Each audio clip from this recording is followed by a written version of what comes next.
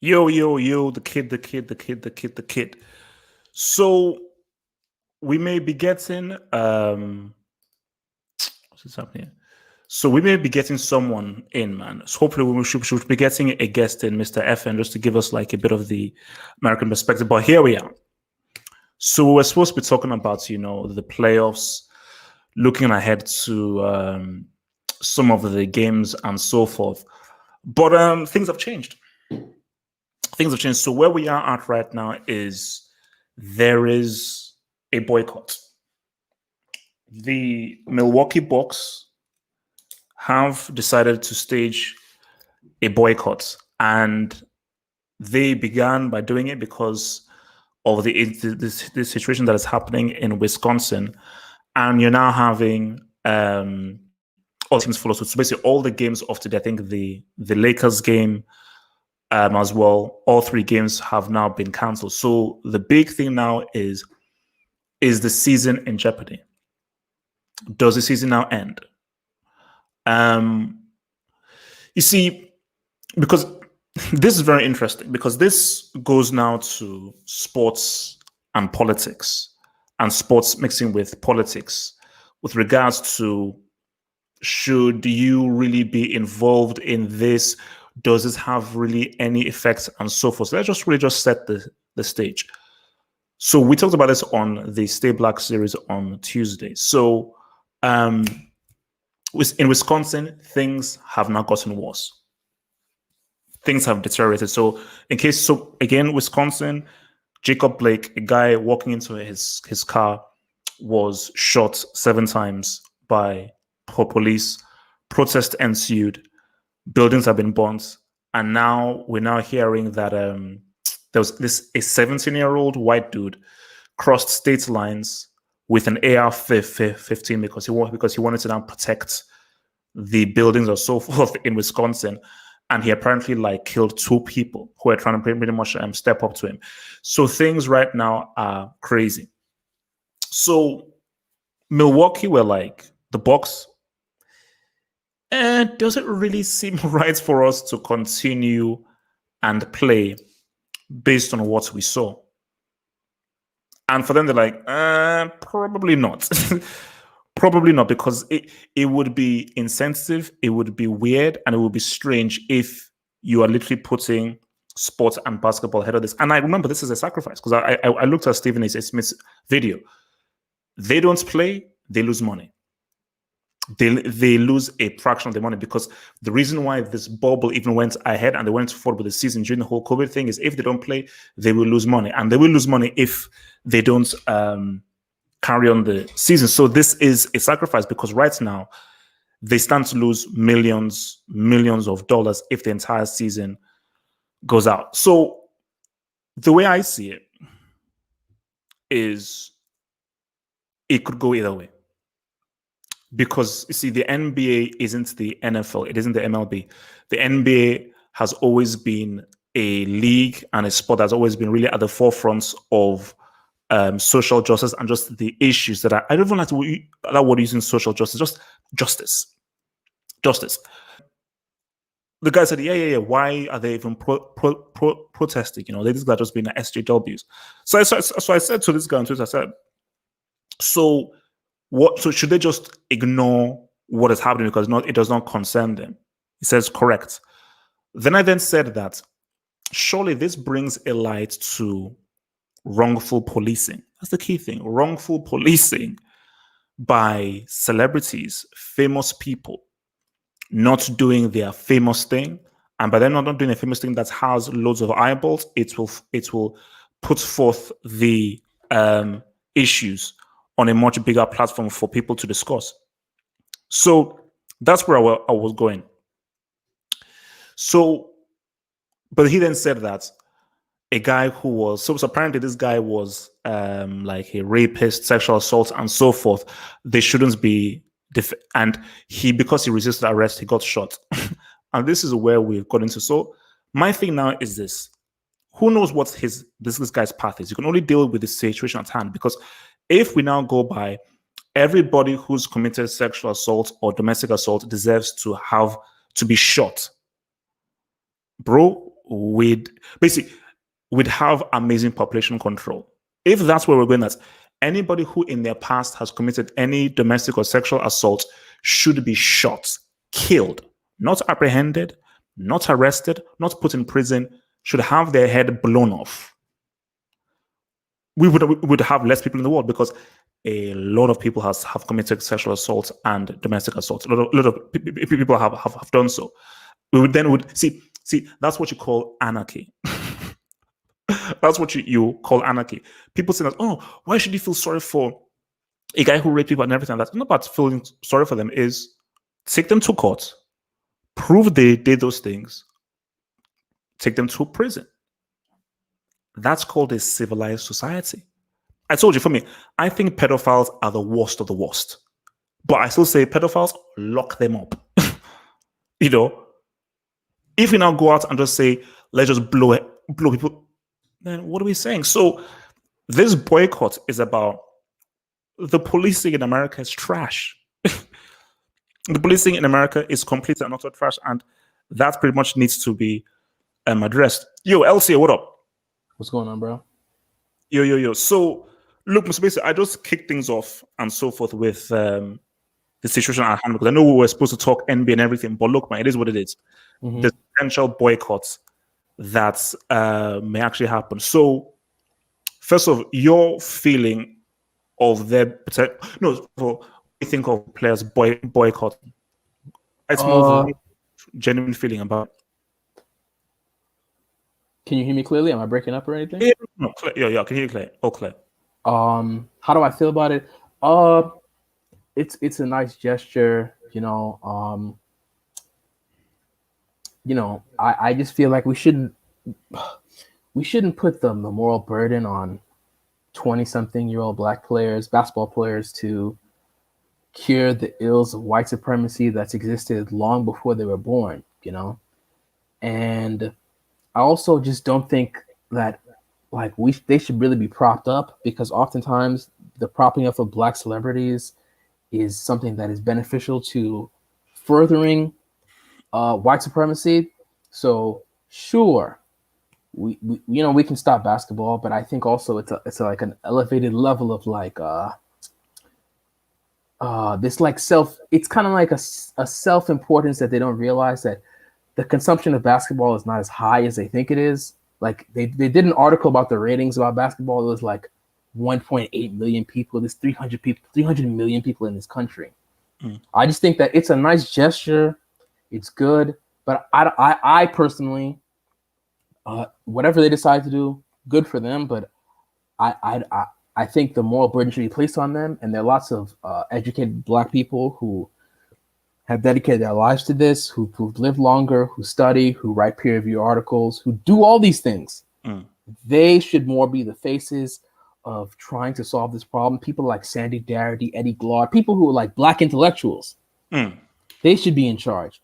But I think this is just how the American system works, especially with African Americans, where the entertainer is the king, and basketball, it's just putting a ball in a hoop. In the grand scheme, who cares if it's here or not? But I think it's a nice gesture to put a shock in the system, But so, in the end, let me ask you, so gut feeling, do you think there is a total boycott, or you think that they will resume again? They're going to resume again. This is a job. These guys, without this, these guys have to make a living. You think all these guys are just going to retire until white supremacy is over? They're going to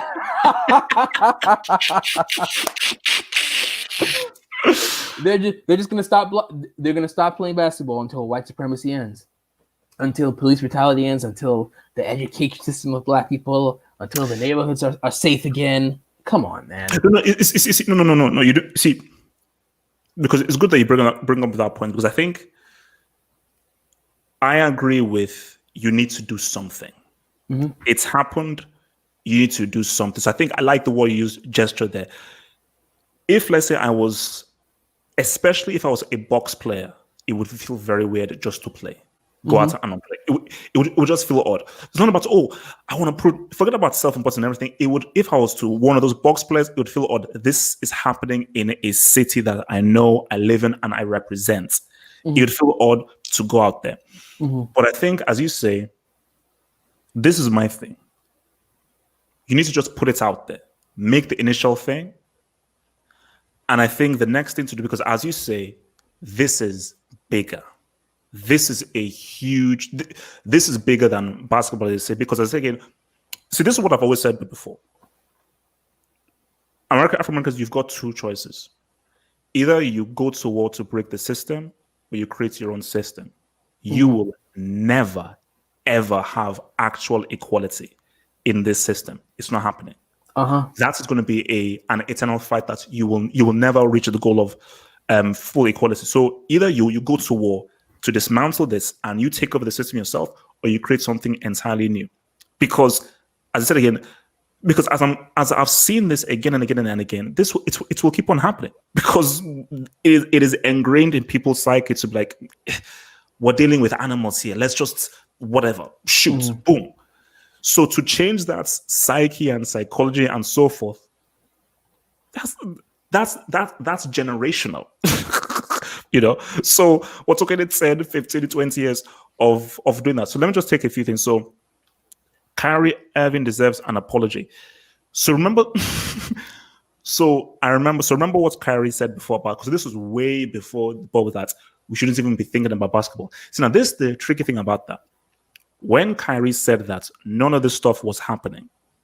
So because basically I saw him trending on Twitter. I was about to say, does he deserve an apology? Apology for what? What did he say? The thing is, you have to ask people, what exactly did Kyrie say? Kyrie said that basketball is a distraction, right? We shouldn't be playing basketball, right? And my thing is, this is my thing. So they should have been waiting they've been in the bubble for 2 months. They should have sat down and waited for 2 months for somebody else to get shot and then make national news. That's what they should have been doing. They should have been sitting down. Kyrie is idealistic. That's nice. But basketball is not like a hobby. It's a job. The thing is that Kyrie Irving is injured and his team is already out the bubble, right? He has no real incentive to do this, because Kyrie Irving has max contracts. He has shoe deals. It's not the same. Some people want to be in the bubble because they want that money, because they need that money. And I'm not faulting anyone for wanting to go to work in the middle of a pandemic where you can't do anything or go outside. I'm not mad anyway for that. Those guys want to go to work. It's a job. Because I read something, and I think it's that some players are saying, we're already here, let's finish the season. Because my belief is, I don't think this is a universal. I don't think everyone is going to be like, oh man, let's just stop the season. So once you now have that break in, players saying, bro, I need this cash, I need this money, and so forth. I want to continue. So that's how you'll have a break in everything. Because my thing is this, and this is where it gets really deep now. So the leaders, like your LeBrons, your Chris Pauls, and so forth, they're good, and I think they will have the most powerful voice, because I think apparently there's a meeting that's supposed to be taking place in the bubble as of right now with all the players. So I think the senior guys like Chris Paul and LeBron will definitely be like, maybe, this is me assuming that, pushing to guys, let's make a big statement here. But other younger guys and so forth will be like, you're good financially. Yeah. You're good financially. Yeah. So if let's say I'm a player who I need this money and I want to finish off this season, am I a bad person? Do I not care about what happened? On the internet, you'd be a bad person. On the internet, they'd call you a coon. They'd kill you on the internet. Twitter is trash. Forget but Twitter. Twitter's a small. Exactly, it's not really. It's minuscule. But that's where it's like Twitter, because we use Twitter so much. We think, oh, Twitter is tiny.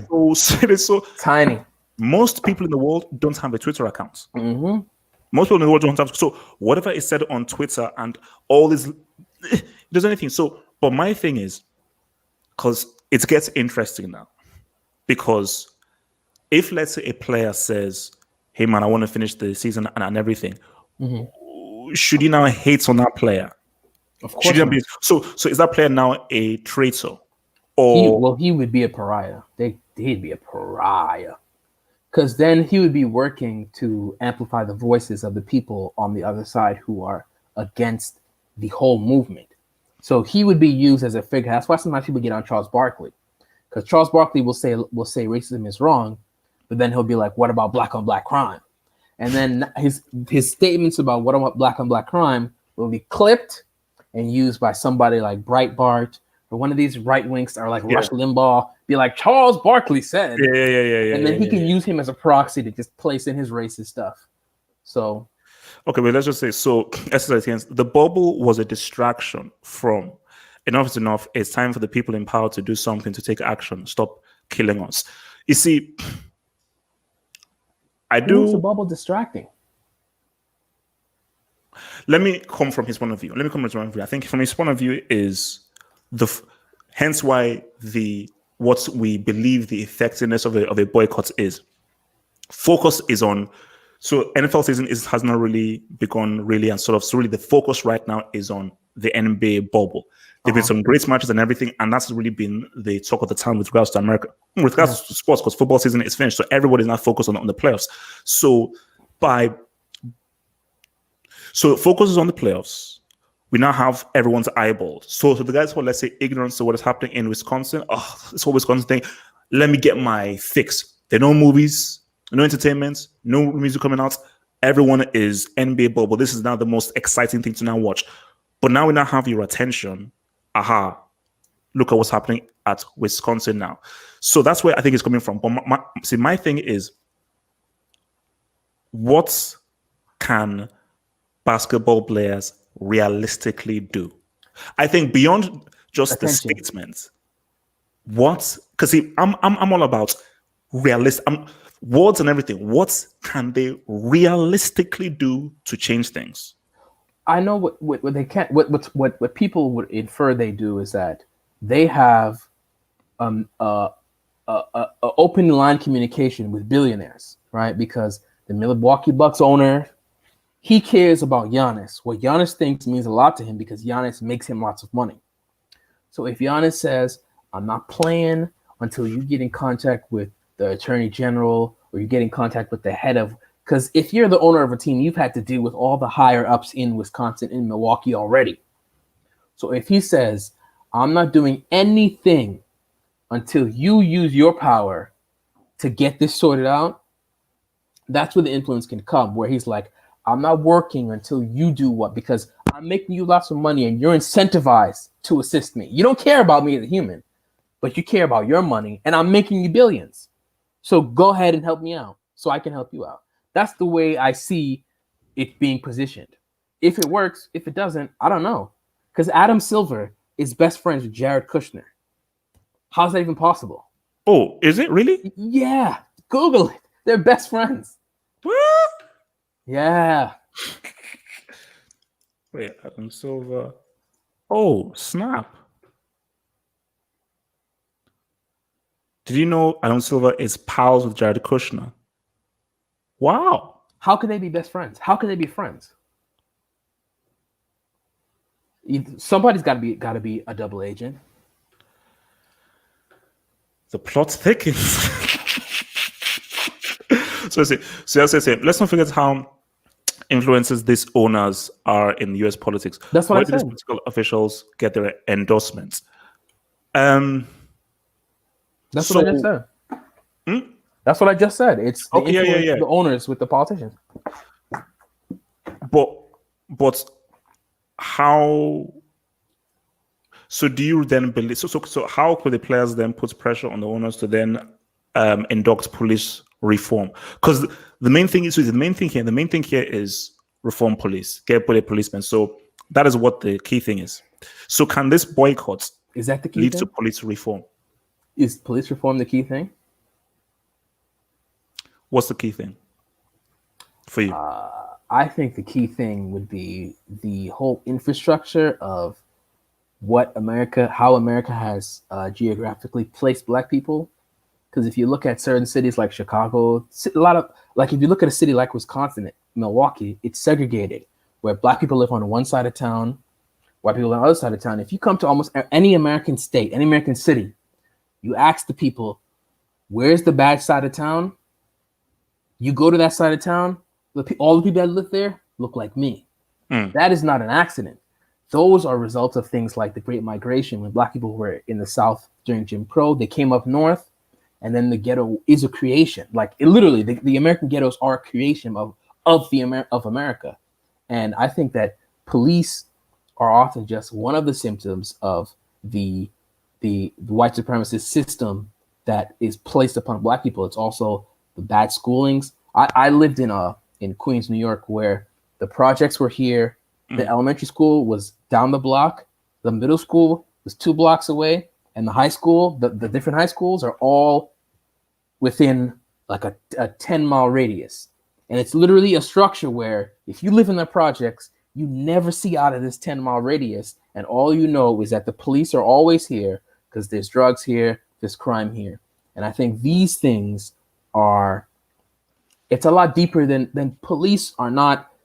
What I'm saying is you should more fear rich people than you should fear the police, because the people at the top of the American system, Black, white, and different, they're more trying to keep these certain people in this area killing themselves. Because if I were to tell LeBron James, not LeBron, if I were to tell, say George Hill's on the Bucks. I say, George Hill, we want to destroy the projects that I grew up around, the South Jamaica Queens projects. We're going to destroy these projects, and we're going to build houses in your neighborhood, and we're going to put all these people in your neighborhood so they can get nice schools like your kids have. Would George Hill want that? I don't think so. And I think that's more the issue, is that there are people at the bottom of the American system, and they usually are Black and Hispanic. And I think the police are a symptom, but if another Black man doesn't get killed by police tomorrow, Black people in America are still screwed every single day when they walk in that elementary school, where because it's tax funded and the taxes are so cheap, it's the trashiest school you go to. And the kids' foundational education is screwed, and it's just screwed all the way up. And then it's just terrible. Okay, so is LTA saying abolish the system? No. I listen, man. America is a place where the money at the top is what keeps it going. Capitalism is how this works. For capitalism to exist, you have to have people at the bottom struggling. That's how it works. But I just think we have to change where all the people at the bottom look like me and or are Hispanic, you know? Because if you want capitalism, somebody got to be struggling at the bottom. That's Yeah. That's how it works. They're winners and losers. Winners and losers. Somebody got to lose. No, but it's interesting what you said again about protest. Because look, I'll be real, which is why it's always good having this conversation, because it's just to have other points of view. Yeah. Because at first I was like, yeah, man, look, boycotts, boom, put focus on everything. This is a big thing, and so forth. But what would be more powerful? You boycotting or you playing, and in every interview on your shirt, as you do with Breonna Taylor and everything, bringing light to it. So you're doing two things at once. You still have your money, you're still playing, but you're not ignoring what is happening. You're still commenting on it. It's basically like the interview that Doc Rivers had yesterday, talking about the whole Jacob Blake thing, which sort of went viral and stuff. So wouldn't that be more effective than, hey, boycotts, we're not doing anything, we're silent? Because you see, this is the thing.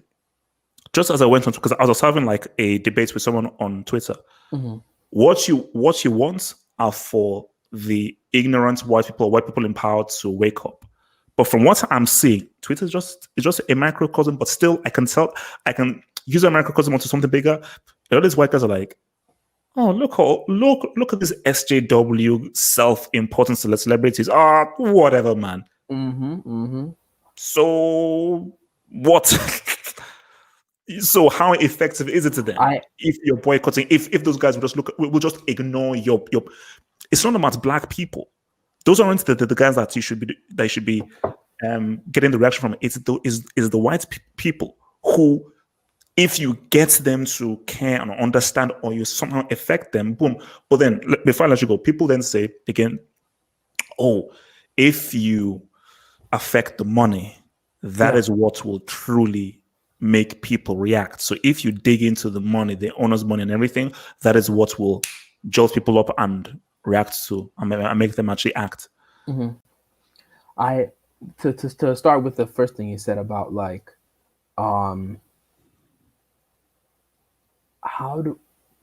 what is the value of going viral?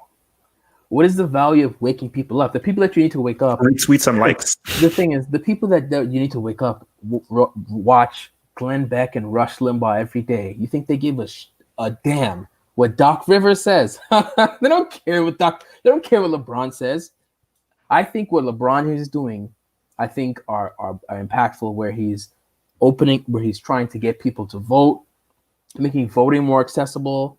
Where he's opening schools for low-income people. That kind of stuff is like generational changing stuff where people get good schooling.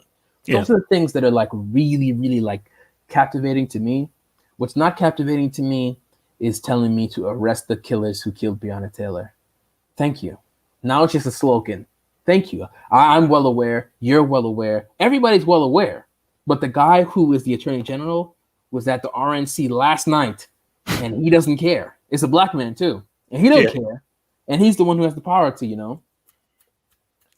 And I just feel like this is this is where I said that the importance is placed upon people who I don't think understand the level and the gravity and the insidiousness of what they're looking at.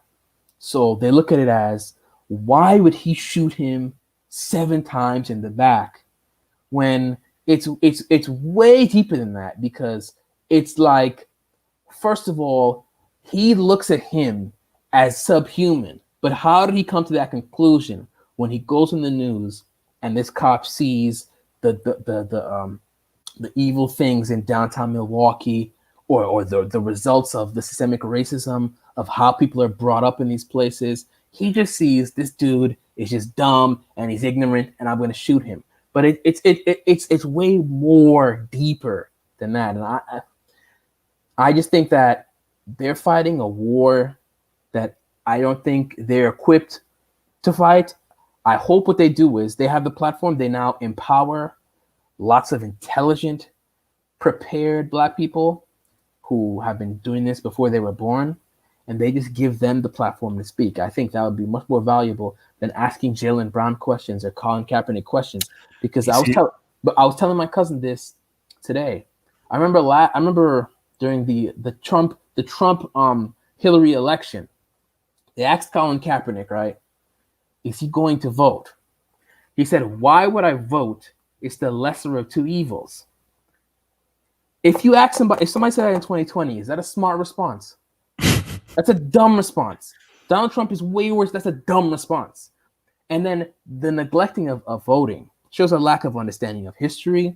If you go to Mississippi, they have Medgar Evers' house right now, a civil rights leader who was trying to get black people to vote.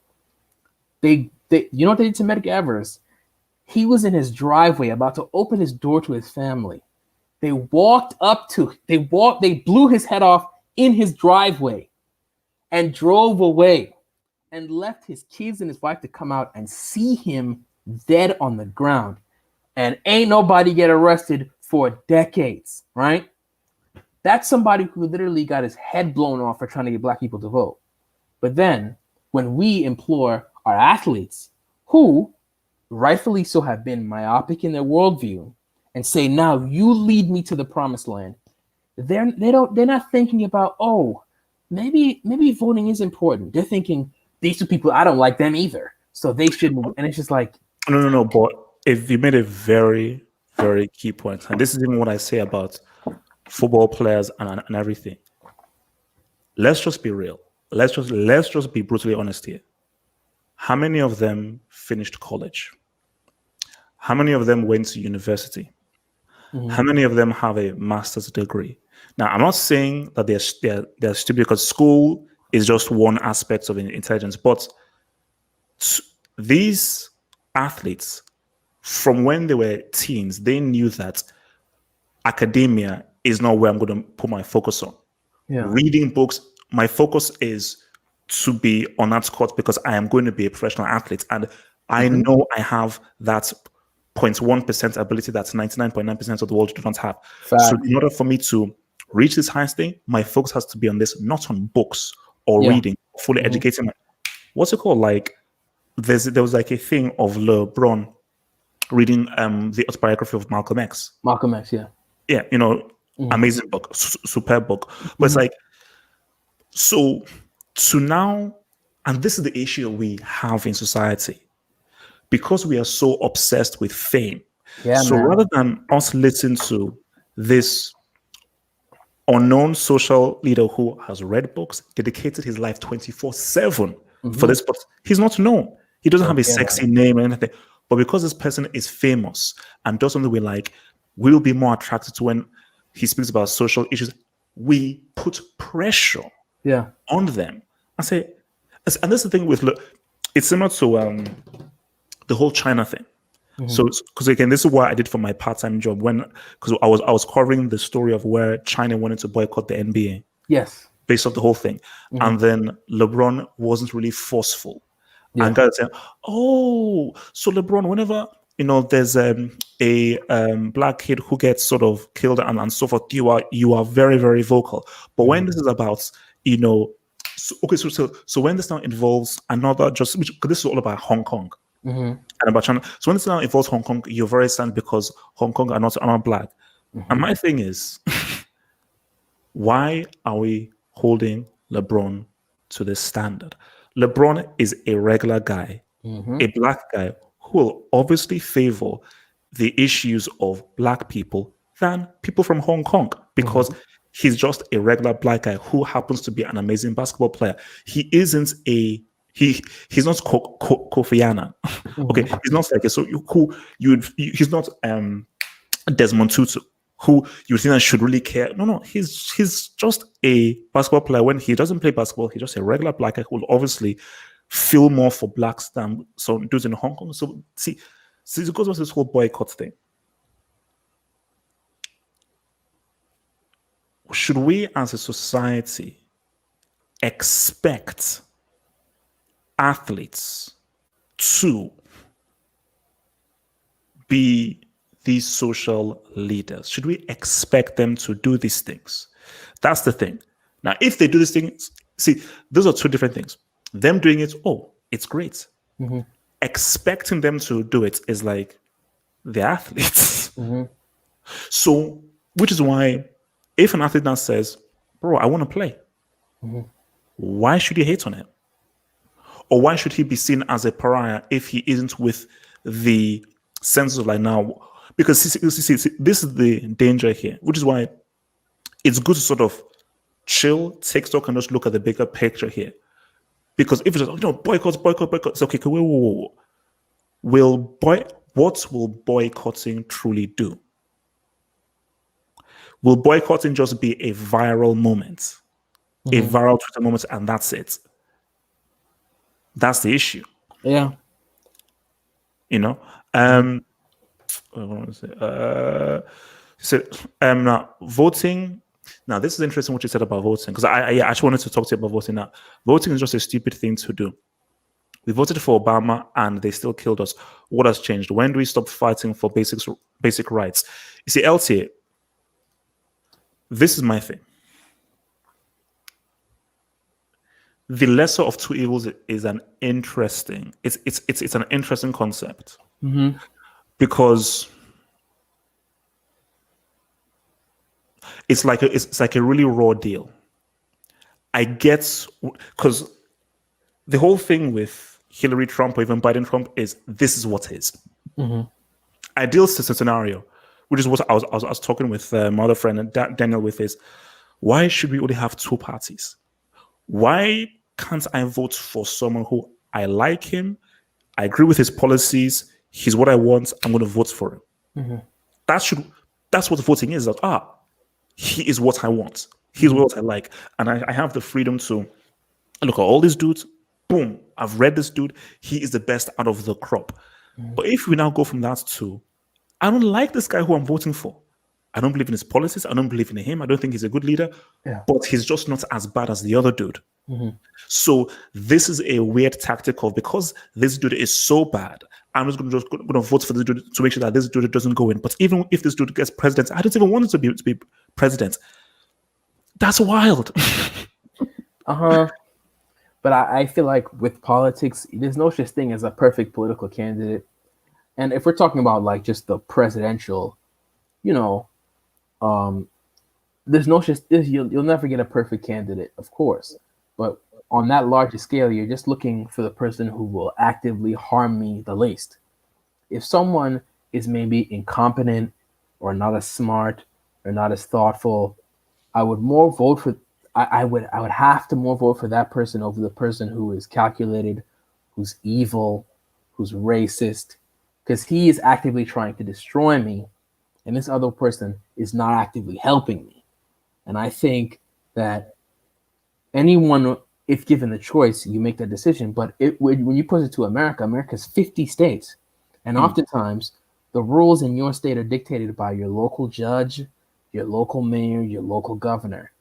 And that voting is very important for sentencing of people who look like you, people who do these things. You vote for the local judge. You vote for him or her.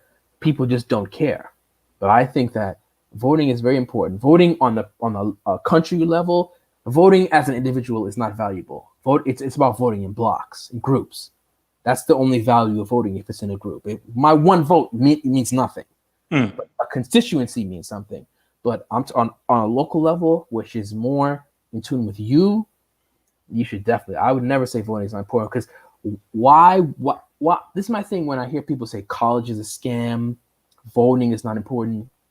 So when your forefathers, your black forefathers during the civil rights movement, were trying to go to school, trying to vote, why did they kill them? If Medgar Evers is trying to get black people to vote and they shoot him in front of his kids, why are they doing that? Are they doing that because voting is meaningless? I think there's a value in it because they're trying to take it away from you. Why do they do voter suppression if it's not important? Why? So it says, if you accept the lesser of two evils, then the Democrats can continue to give that option. Our children will have to accept the lesser of two evils as well if you don't break the cycle. See, this is the difficulty again with the two-party system and lesser of two evils. Mm-hmm. If the Democrats know you're going to have to choose, so, and they know that because we're the lesser of two evils, we don't even need to try. Like Lyndon B. Johnson already set the ball rolling with the whole Civil Rights Act bill, and now blacks now feel almost indebted to this party. So if you do that, it's almost a question of like self-respect, where these dudes know that they don't even have to try, because they know that automatically, because they have forced this whole two-party system, will always vote. So my thing, I think is what he's into, is about breaking the cycle. If there is an active process of creating a whole new party or a third dimension, a completely different option, which more so helps and is for what black people are about, shouldn't that be what people should be fighting towards, rather than, hey man, Democrats, and there's almost this tradition of, hey man, we vote Democrats. Why? Hey, we just do. I agree though. The two-party system, it's silly because it's literally giving somebody only two choices about so many issues is and you're screwed. You're screwed either way, for sure. But if you care about other people than yourself, and you see someone who's actively like trumpeting like racist things, like things that could actively harm you for generations, he can put justices in power that'll rule against things that you may live to feel the effects of, or your kids may feel the effect of, I think it's selfish to then say, I don't vote because the lesser of two evils. Well, if everyone would want to be subjected to the lesser of two evils. Would you want the alternative? Yeah. We're experiencing the alternative, and it's ridiculous. So, Okay, so maybe last 20 minutes. So let's say act if the NBA season does resume. Say the NBA season does resume. So looking at the landscape now, have you changed your pick as to who you think is going to win? Because I still feel it's quite difficult. Although, did you say Miami Heat? I said the Heat, yeah. That Miami Heat pick doesn't look too crazy. I know, that's why I said it. Like because I'm just looking at the Bucks, the Raptors. Bucks are going to lose anyway. They better boycott and never come back because they're going to lose. I'm just looking at the East now, and I'm thinking that because the Heat look to be quite solid, and also I'm not sold on the Clippers or the Lakers fully, because basically the notion is whoever comes up from the West wins, and whoever comes up from the West will crush anyone in the East. Okay, Paul George, he refound himself. I still don't trust Paul. Something tells me that Paul George just isn't that guy you can trust. He's not a really good, dependable Robin.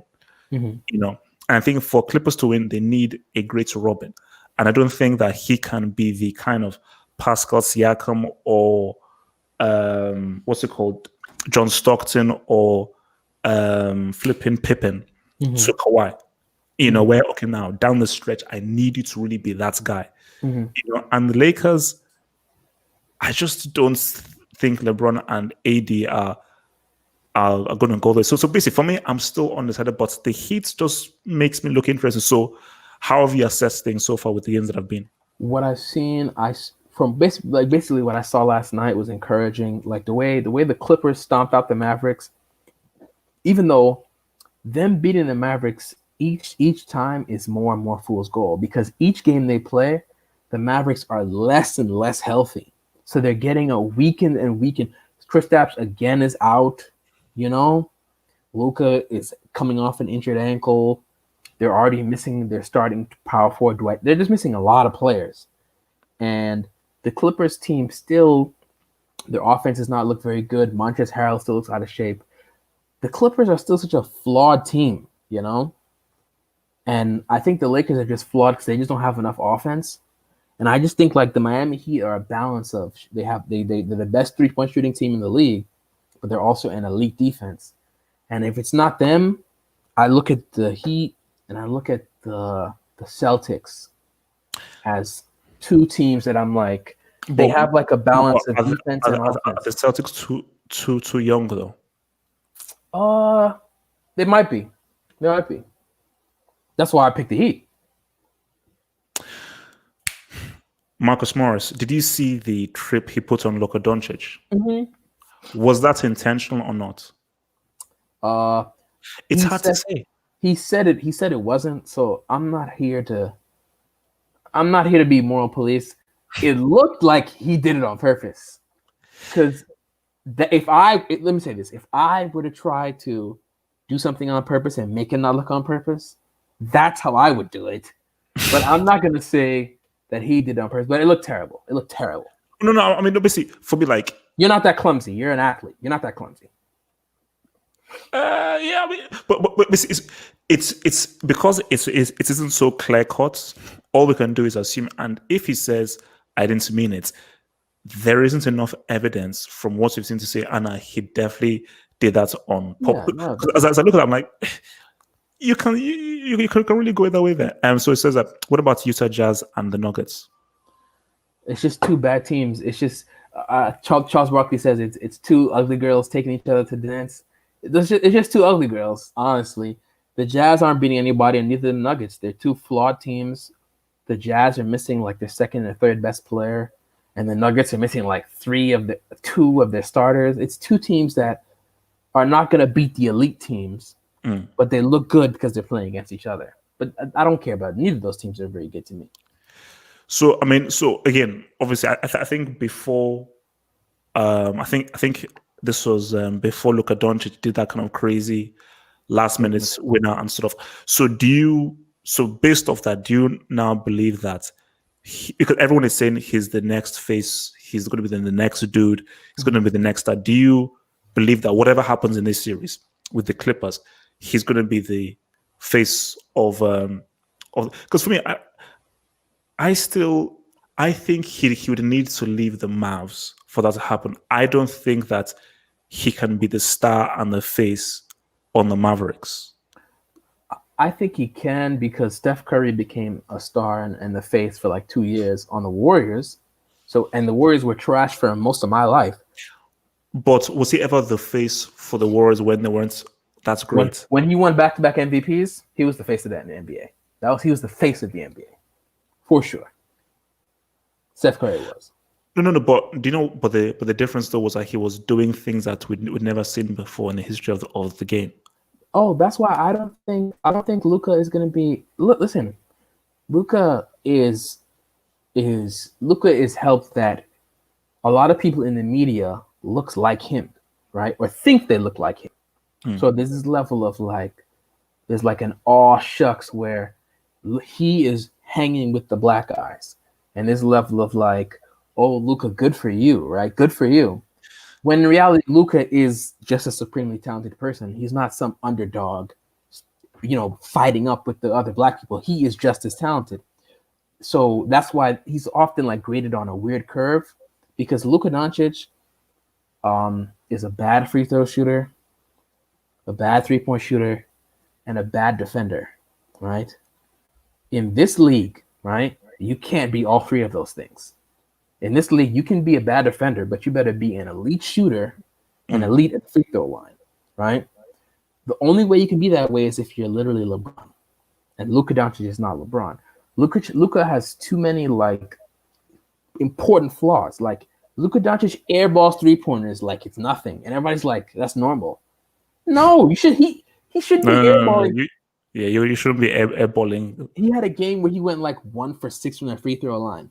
Luka is new. I remember when Jason Tatum was a rookie and he went to the Eastern Conference Finals, and they're like, Jason Tatum, is he the next face of the league? Luka's new, so they won't criticize him as they do Harden. When Harden first burst on the scene, it was amazing. They'll get tired of Luka, and the real face of the league will show himself. It'll be someone who can play offense and someone who can play defense, right? Someone who can do both and can facilitate. It's LeBron. Luka is nice because he looks different than your average star has been, and he has swagger, he has an aggressiveness, and his numbers are astronomical. But his numbers are astronomical because of the pace that the NBA plays at. I liken Luka is similar to the Eminem effect. No, he's better. Luka's a monster. Oh, than Eminem.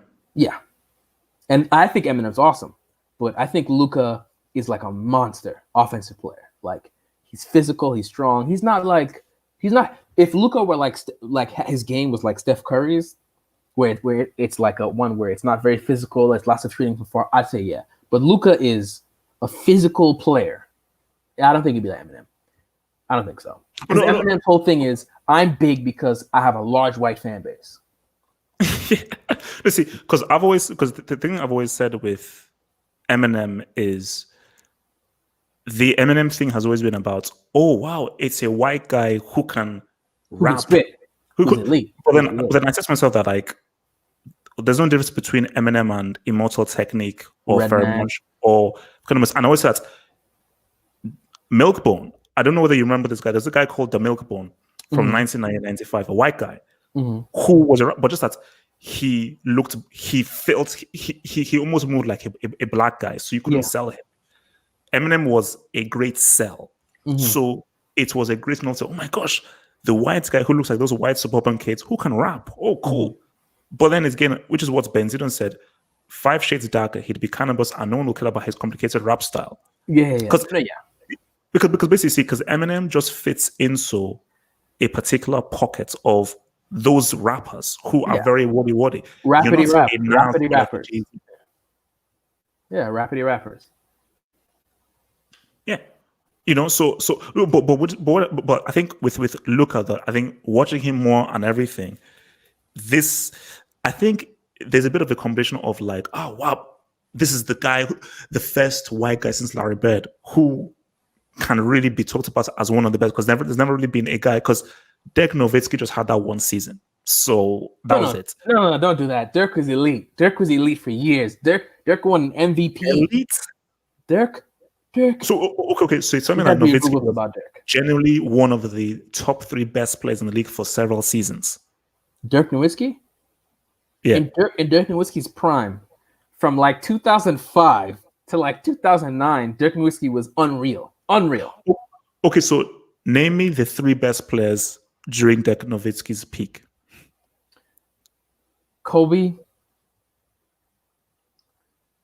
KG, and Shaq, probably. Oh, no, Kobe, Shaq, and Tim Duncan. Okay, so let me just ask the live chat. So live chat, is LTA smoking crack? Was Dirk Nowitzki generally the top 3 best players for 5 years?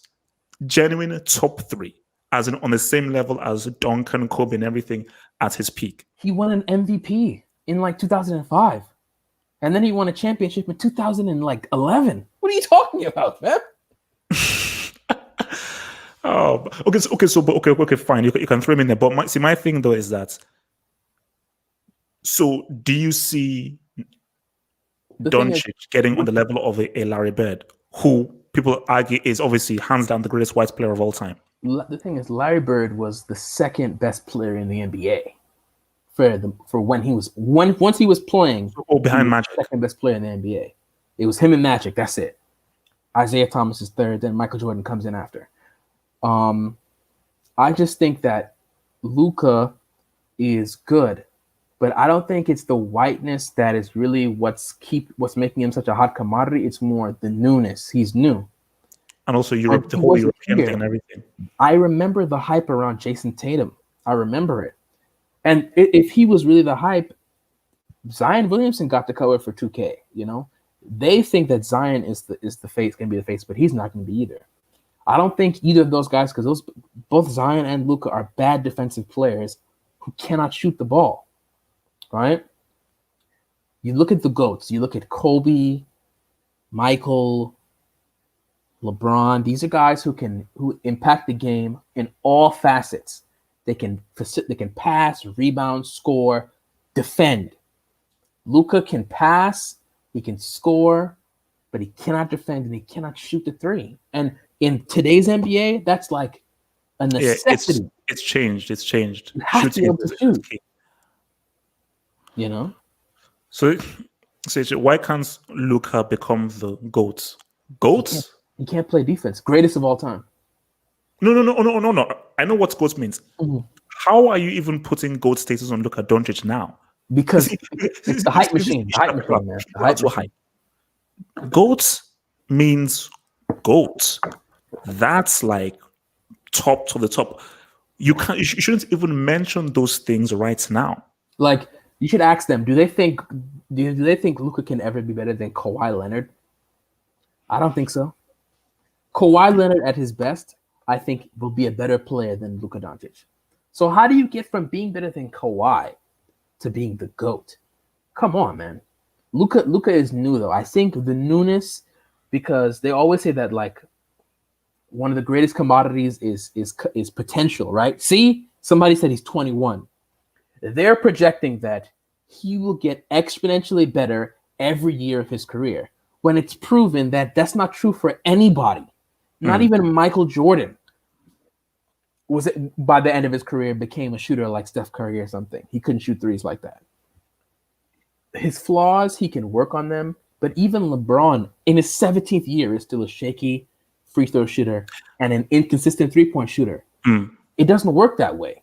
Luka Doncic is one of the most talented young players in the NBA, and he has lots of physical gifts. But Luka's inability to consistently defend and consistently make three-pointers is the problem. I said he can't. Why are you being so racist, LT? Why are you being so racist? What does race have to do with not being good at shooting threes and not being good at defense? He's not. Luka Doncic is a 3-point shooter at the level. You see, that's a problem. Luka Doncic is a 3-point shooter at the level of Russell Westbrook. But where he gets the benefit of the doubt is he's white and he is European. So the belief is that when you see a white person, you assume he can shoot well. But when I tell people Luka shoots like Russell Westbrook, they wouldn't believe you because he's from Europe. His name is Doncic. Everybody Shaq always says, Shaq says, if your last name ends in itch, you're a good 3-point shooter. But that's not true. Luka's a bad shooter, a really bad shooter, like terrible shooter. So do you guys think we will see more players from outside America in the NBA? And if not, why? You see, I don't know what you think about it, but for me, I still believe that even though that, because I remember when I started watching basketball, Europe was a non-entity. Yeah. Like it was all America. Then I remember, I think it was the 2004 Olympics when a lot of the NBA guys didn't go. And I think that was the one where Allen Iverson was like it was just Iverson, and that's when homeboy Vince Carter did the crazy dunk on the dude. That's when I think Argentina won that Olympics. So once that happened, I think and then that's when Spain began to really gain a foothold and the EuroLeague started to become big. But I still feel that even if you're seeing a massive improvement in the EuroLeague, I just think naturally Americans will always be better. You may see more, and I think Luka Doncic may be a slight catalyst in introducing more European players, but I think because it is so hard to get into this NBA, remember, there are 30 teams. Only 30 teams. So you're competing with all those guys from colleges, all those guys that are already in there as well. It is very hard. So for there to be a massive influx of European players, I think it will be very difficult. And I don't think there are going to be many coaches who will try to bring in a European system led by several European players in their NBA team. Now you can have your Jokic, your Doncic, and a few guys peppered through and everything just to give you a different slant. But I think you would always want your core to be America. I mean, your view. The thing is, I don't even look at it that way. I just look at it as outside of America, the most popular sport is football. And football will always get the best athletes that are under like 6'3", right? Basketball also selects for height. So no matter how good Lionel Messi could be at basketball, he can't get in because just simply how you can affect the game, you have to have a certain level of height. I think if Cristiano Ronaldo was born in America, he'd be an amazing basketball player. He has all the physical gifts, the speed, the jumping ability, the jumping hang time. He's an elite athlete. But with most of these countries, you go through Europe, through Asia, through Africa, the number one sport is football. So the only way for there to be more outsiders playing basketball is to just increase the pool that you're pulling from. But the pool is still so small because you select for height. You have to be at least 6'2". That's cutting down a lot of people. Like N'Golo Kante could never be a basketball player.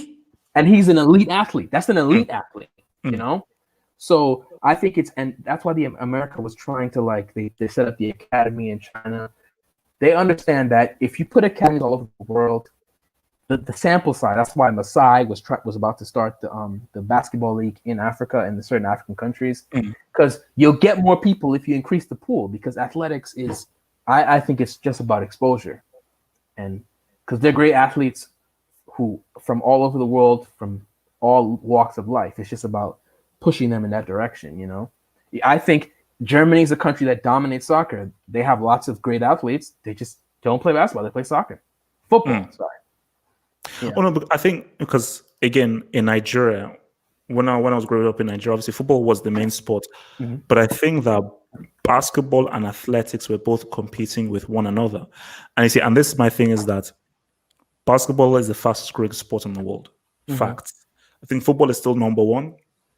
But I do almost every time I go to any kind of all-weather pitch or playground, there's always football goals, basketball hoop. Yep. almost anywhere you go.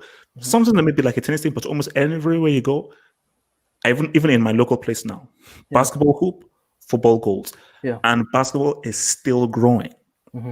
And I do think, which is why I say that I understand that, and this is what I find interesting. I do feel white America wants. Remember, it was baseball. That was like the national sport. Then now it's NFL. But I do think that white America doesn't want basketball to be the face of the sport. Hence why they put so much onto the NFL and the Super Bowl. But the reality is, America's best export is basketball, 100%. There is no other American sport that has the same drama as the last minute, fourth quarter playoff game. That is drama unlike, apart from like if a football game, fourth quarter playoff game, game 7. Basically, I remember watching that the Raptors 76ers game live. And they said that's the first time ever a buzzer beater won the game in a game 7. Seeing that live was amazing. Same thing with Miami Heat against Spurs, where I hated the Heat because I just felt they were like a cheat team, and I was going with the Spurs. When Ray Allen hit that shot, crazy, I almost broke my laptop. So I just think that the drama. So let's almost end with this. Do you think that basketball? What do you think basketball, the NBA, need to do to really fully accelerate and officially make basketball the second biggest sport in the world? Because I think like you've got the sport. Even if I still think the refereeing can be a bit annoying. See, my biggest beef with basketball is the referees. It can be a bit too ambiguous, and I would like things to be more clear-cut with regards to this is a foul, this is not a foul, and we know. I don't want the whole thing of like, wait, how's that a foul? Or because you're a big-time player, you get treated differently than if you're an unknown player, and that kind of stuff just sort of rubs me differently. But what do you think sort of basketball needs to do to establish that no, we are officially now the second biggest sport in football in the world behind football? I don't know. Somebody asked me that, and I was like, they should probably start colonizing people. That would make it really quick, because that's how the British spread their stuff. But I'm not sure, because basketball, the average height person is almost excluded from basketball. If you're 5'8", 5'9", if you're under 6 feet, basketball is almost a pipe dream for you. It's almost impossible. And I just think that it can't really be the most popular sport unless it like goes to different countries and picks out the tallest kids from like 3 and brings them to America and trains them. I think maybe if they do the model of the academies that they do like in outside of America, but where they just start plucking kids from all over the world and bringing them to America to play in the basketball academies, I think that could help, because what makes football the best is no matter where you're from, no matter what you look like, there's someone who's a star who looks like you. No matter what you look like. And I think that's what will keep it on top. Black basketball, it's black people and Europeans. Barely any like American white people. It's black people and European sport now. European white people anyway. So what made you hit your laptop more? That Ray Allen shot or the Iniesta goal at Stamford Bridge? Keep it 100. I'll keep it real with you. The thing with the Iniesta goal was there was still I still felt Chelsea could have come back. And they should have come back, but they got robbed by the referee. See, the thing with the Ray Allen thing is this, and this was the thing with me. I really hated that Miami Heat team. I hate how they were constructed. I hated how LeBron was acting. I hated how arrogant LeBron was. And for me, which is why I always have my issue with Pep Guardiola. I hate arrogance. And whenever like the team people break down the arrogant people, I think that's great. The narrative of LeBron with all of his preaching and everything, losing yet again in the finals of the Spurs was too tasty. The Spurs had it. Because I remember, because obviously everyone knows that if Tim Duncan was put in, he gets the game. because remember, I think LeBron, he hit the shot. It's sort of he bricked it. Yeah. Bosh got again. Because obviously, when you're watching it in real time, you don't know who has it. But when it was there, I was like, look, it's done. And you have to understand that that was literally a catch and shoot. You see, people say that is the definition of clutch. Yep. Clutch isn't a winning goal or a winning shot. Clutch is if you miss the repercussions, my lord. Yeah. If Ray Allen misses that, we are talking about LeBron James a whole lot differently right now. So the amount of pressure that was on Ray Allen making that shot was huge. Yeah. You know, so I mean, what do you remember about that? Wait, where were you when you saw that shot and your emotions when that shot went in? I think I in college. That was 2010. I was in high school. I was my senior year of high school. I was in shock, man. It was like summertime, end of the school year. So yeah, by that time I was rooting for LeBron because the people that were rooting against him, I didn't like them. The people that wanted him to be humbled, I didn't like them. And LeBron, LeBron already got his humble pie. He'd already lost to Dirk before. And LeBron had admitted that he was trying to be a villain and he was wrong and he wants people to like him. And I was like, okay, great. I want you to win, LeBron. So I was happy he won. Tim Duncan had like 4 rings by then. I'm like, all right, relax, man. Yeah, no, I mean, no, true. But I think it was just the way in which he sort of did it. So actually, no, this is okay. Let's end with this final thing. So, already said Lillard's shots on the Rockets and then his shot on OKC are the 2 best shots I've ever seen made in basketball. I still say that the best shots I've ever seen live was Ray Allen's. You know, obviously, I never saw any of the Robert Horry ones live. Yeah. Like the most dramatic. Yeah. Was Kawhi, but it wasn't the best. It was just the most dramatic. But the best in terms of how clutch it was, the difficulty of the shot as well, that Ray Allen shot was easily the best shot I've ever seen. What about you? Best shot you've ever seen? In terms of taking everything into account. It might be the Ray Allen one, or maybe the one that sealed the one that Dirk hit to seal the 2011 finals on the baseline. One of those, because both Lillard's shots are like to get out the first round, yo. It like, you know, if we're talking about greatest shots ever, we're talking about stuff that happened in the NBA finals. Oh, yeah. Well, I didn't see it live, but I think the greatest shot is Michael Jordan, 1998. That's probably the greatest one. Oh, you mean on the Jazz? Yeah, that's the greatest shot. Like, you see, for me, that's that is the greatest individual thing. Because remember, he stole the ball. God, like poetry, man. Oh, that was beautiful. No, that last dance thing is flipping amazing. So I think it's the fact that he stole the ball. He went through, crossed him over as well, and it hit nothing but net. No. That's the best shot. You see, I think, which is why, because we were discussing this, with this whole Messi thing with Messi wanting to leave Barcelona and everything. Guys, Messi is bigger than football. No, he's not. The only 2 athletes that transcended their sport, Ali and Jordan. Yeah, that's it. Like, Messi isn't on Jordan's level. Neither is Cristiano. Because Jordan single-handedly brought people into basketball. There are people who took up basketball and played basketball because of Michael Jordan. So no athlete ever did that. And in terms of how he made himself a brand, and his name was a brand, that's unlike anything.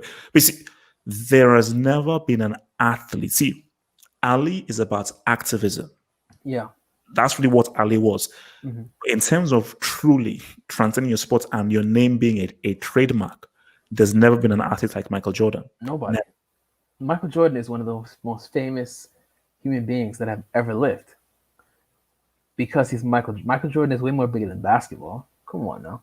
If you look at the ratings from The Last Dance and then look at the ratings from the bubble games, it's not even similar. They're like millions of views apart. Michael Jordan is that big right now. Right now. Michael Jordan is the alpha and omega of basketball. The be all end all. Nothing big. No, not just basketball. Like athletics. He is one of, I would argue, if I should talk about it just in terms of athletes of global fame, we're looking at Ali, Tyson, Jordan, Yeah, and you may argue, and you may say Pele. and Bolt. Bolt isn't on. I don't think Bolt is on Jordan, Tyson, or Thingy's level. That's probably true. I don't Maybe think he's on he's pretty Thingy's level. famous, but yeah, he's probably not that famous. No. I mean, no, because it's like Jordan is like, because remember, Jordan is you now go into clothing as well, and apparel and merch. Yeah. Michael Jordan, no, ain't nobody touch. I mean, close to Mike. Mike is on another level. And also shoes. Come on, everybody. Mm-hmm. It's he's everywhere. So he's the son. He's the son. Yeah, he's finished. So guys, look, man, well. Do you think so you think this resumes? I'll see you next week. This is amazing. Are you crazy?